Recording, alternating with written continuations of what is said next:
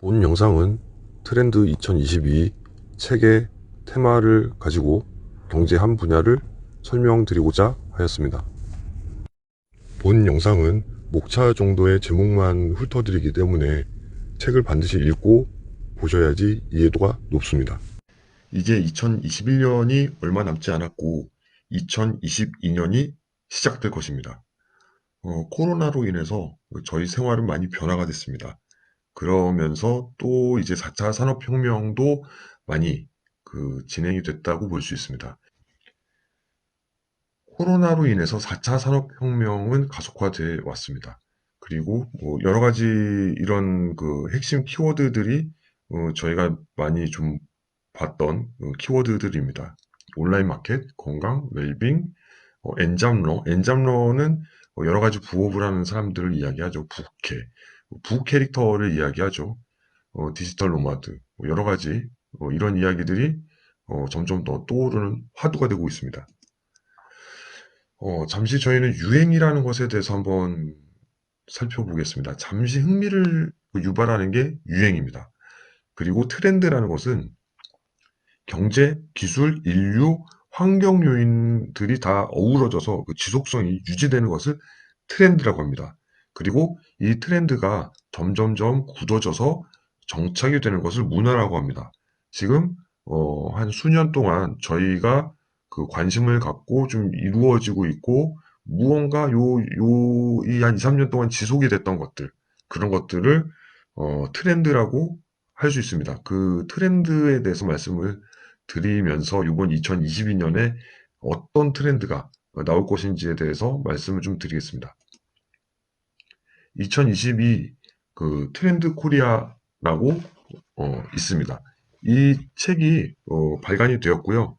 이거는 김난도 교수님이 대표 저자이고 이외에 여러분들이 같이 함께 만든 책이고요. 출판사는 미래의 창에서 나왔습니다. 여기에 나와 있는 것은 내용이 핵심은 한층 더 빨라진 변화의 속도에서 호랑이처럼 포효할 것인가, 고양이 울음처럼 그칠 것인가, 타이거 우와 캣 이렇게 정의를 할 수가 있습니다. 10가지 테마를 좀 가지고 있고요. 이 테마에 대해서 말씀을 드리겠습니다. 첫 번째, 나노사회. 공동체가 모래알처럼 파편화되는 나노사회.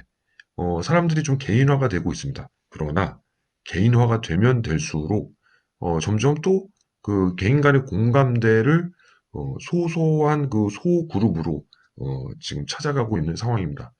자기의 선호도, 코드에 맞는 커뮤니티를 찾아서 확대가 되고 있습니다. 보통 이런 인터넷에 찾아보면 체험 독서 이런 모임들도 많이 생겼습니다. 앱을 통해서 서로의 어떤 선호도, 코드가 맞는 사람들끼리 모여가지고 함께 재미를 느끼고 함께 흥미를 느끼는 것들을 모여서 하는 것들입니다. 예를 들면 하루키의 에세이를 읽고 하루키가 좋아했던 위스키를 같이 마셔보기 뭐 이런 것들이 있습니다. 항상 뭐 토요일 날 모여서 이렇게 어떤 체험을 하고 돈까지 내가면서 모여서 이렇게 이런 활동을 하는 사람들도 있습니다. 그리고 트랭글이라는 앱도 있습니다. 이런 앱을 이용해서 같이 등산을 한다든지 같이 운동, 같이 러닝 크루를 함께 한다든지 뭐 이렇게 운동을 좋아하는 사람들끼리 커뮤니티도 지금 코로나 시대에 매우 좀 활발하게 온라인으로 또 소소하게 오프라인으로 이렇게 만나는 앱으로 만나는 뭐 이런 것들이 좀 트렌드라고 할 수 있습니다.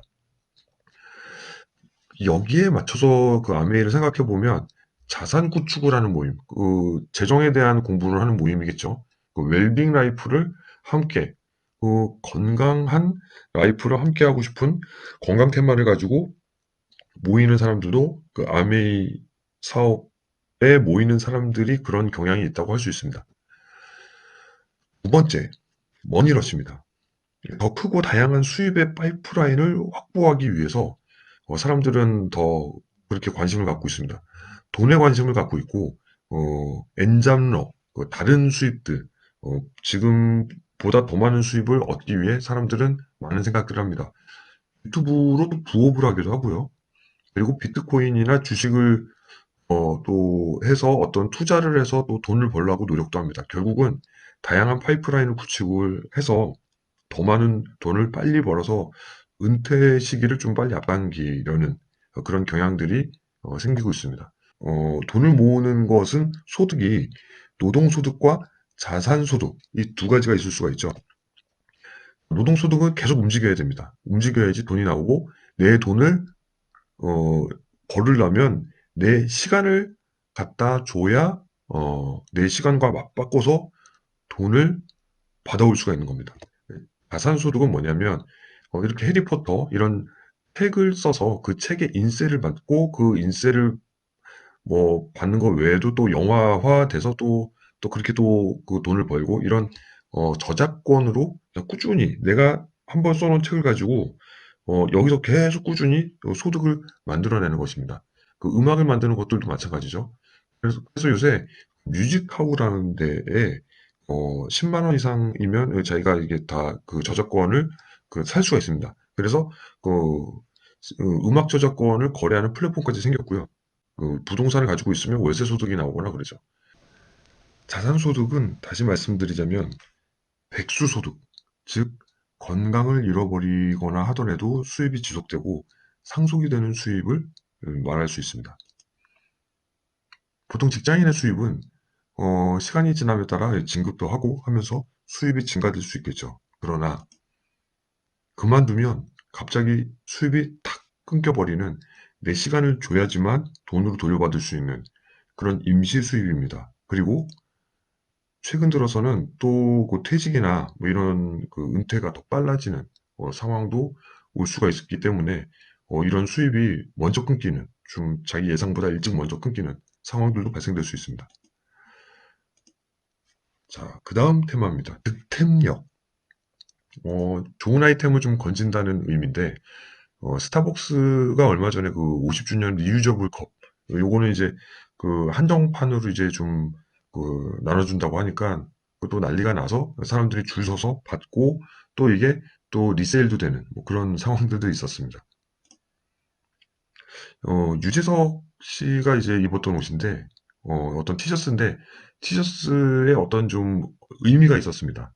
그런 그 네임즈 브랜드 같은 경우는 뭐 어떤 수익금을 북극곰 후원, 뭐 자연보호 이런 데 한다고 합니다. 그래 이런 티셔츠를 입는 것 자체가 나는 남들이 특별하게 뭐 이렇게 쉽게 가지지 못하는 것을 내가 구해서 내가 그 아이템을 획득했다. 이런 득템력을 또 사람들이 또 이제 선호하고 열광하고 또 그렇습니다.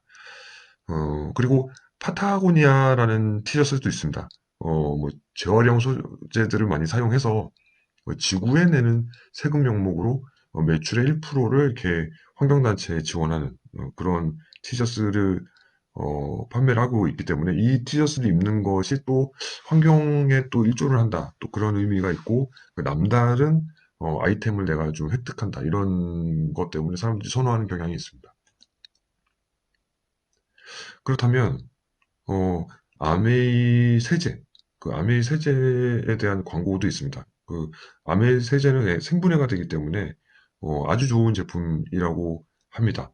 이런 것들도 남들하고는 좀 다른 특별한 그런 그 친환경 세제를 사용하는 거이기 때문에 이런 제품을 사용하는 것이 또 남들한테 그 나의 어떤 의식을 표현한다든지 그런 득템력에 그 연관을 지어줄 수가 있습니다.